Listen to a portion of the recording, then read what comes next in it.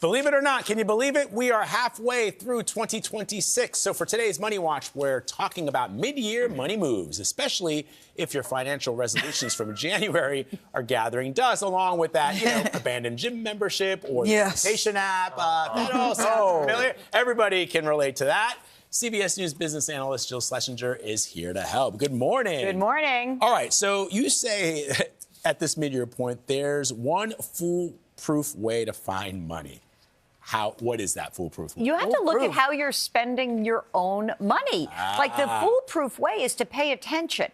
And that might mean looking at your credit card statements. Do you think people don't pay attention? I think because so much of our lives are automated, we don't pay attention in the same way we used to. That's so right. I'll speak for you and me, Gayle. When we got physical pay stubs and we got physical statements, you'd look at those statements. You really would. Now, because everything's automated, it's great, but you don't really know. So I think reviewing how you spend your money is really good. Yeah, because, a lot of people, every quarter I go through my app subscriptions to make sure that I'm like, Guitar Tricks from 1998. Well, it's interesting you should say that. CNET did a study, and they found that, like, the number of apps and streaming services we have are costing us more than $1,000 in a year. Wow. And that's a lot. I don't pay attention to that. I bet there's stuff that I haven't used. But you got to check this out. $200 a month of unused services. That's where you can find it, right? And you can use different ways, and apps can help track this. But I really would just want to point out, if I can give you advice about where to find money, pay attention. Look at what you're spending. See if there's something you can shift around. It may not be possible,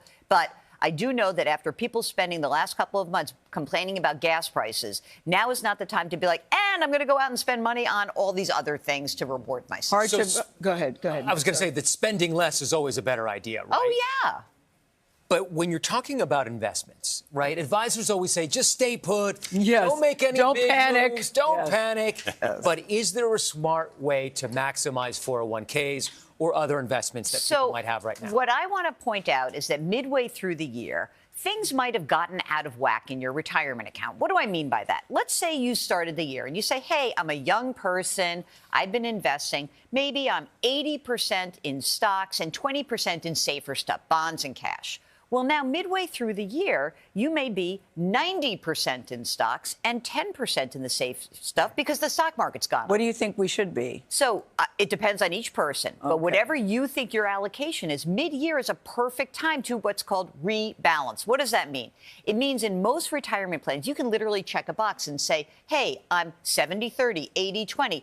Every 6 months, rebalance for me. The reason why this is great is it forces you to sell when things are up and buy when things are down. That is very hard to do most of the times. Vlad, you can chime in here. Attest to that. So this is a great thing. So if possible, rebalance your accounts. Now, if it's not a retirement account, the one thing I will say, Matt, is that you don't want to just buy and sell willy-nilly outside of a retirement account because there could be tax implications. But it is good to look at it. And if you have the ability to move that money around without too much tax liability, great, go ahead and do it. You don't want to have to be reactive. We want you to be proactive. You also say no matter how much money you have, everybody should pay attention to estate planning, which always makes most people nervous. Gayle, how long did I bug you about it? I know. but I worked, right? It did. So I will be like the gentle nudge. Aunt Jill will tell you that it's 6 months into the year. Many people put on those New Year's resolutions, do my estate planning. What are the 3 main documents that everybody needs? A will, a power of attorney, and a health care proxy. Now, why do you need a will? People say to me, oh, I don't have kids. But if you have stuff, and you want it to go to somebody, write it down. You don't necessarily need to hire a very fancy lawyer. There are plenty of online services, but those other 2 documents are vital. Why? Because if something happens to you, you want to assign the right to make a business decision on your own behalf and a health care decision. This is not about having tons and tons of money and estate taxes. This is putting things in order.